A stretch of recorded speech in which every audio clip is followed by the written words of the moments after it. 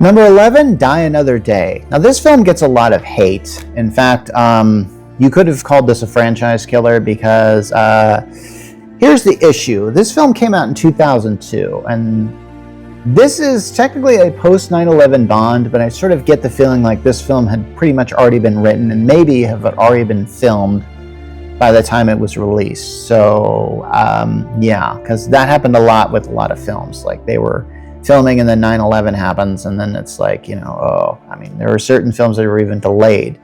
I talked about the show 24, how that was delayed, but also, I think people wanted grittier, more realistic, and extreme spy films. During this time, The Bourne Identity came out, the Matt Damon one, and Triple X, the one with Vin Diesel, which I talked about before with the related material. It was a hard time for Bond.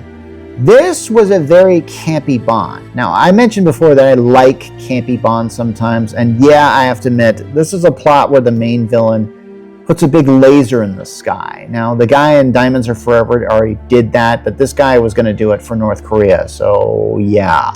I guess that's different. So, yeah, and also this, I might as well mention this. I think I mentioned before that John Cleese only had 2 opportunities to play Q, Quartermaster, or whatever. This was only his second and last time, and yeah, and I really like the fact that this film was trying to celebrate 40 years of Bond. There's a lot of things in this film that I feel like are Easter eggs or references to other Bond films. I've got no problem with that.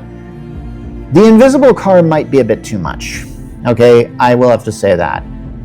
However, I can't help but love the spy car versus spy car chase. I mean, I'm kind of going like, okay, that's kind of cool. And there are a lot of moments in this film that I went like, okay, that's pretty cool. I mean, that's pretty silly. At the beginning, there's like a silly hovercraft chase, but at the same time, it's followed by a scene where Bond is tortured. I'm kind of going like, okay, this film is like all over the place as far as its tone is concerned, isn't it?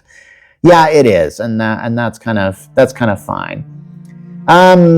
There's also an interesting thing with like a double agent in this film, which I kind of thought that's kind of an interesting plot.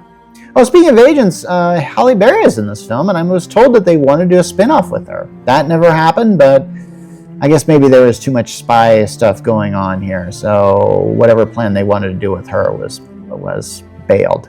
It's a good match for Bond, though. That's what I gotta say.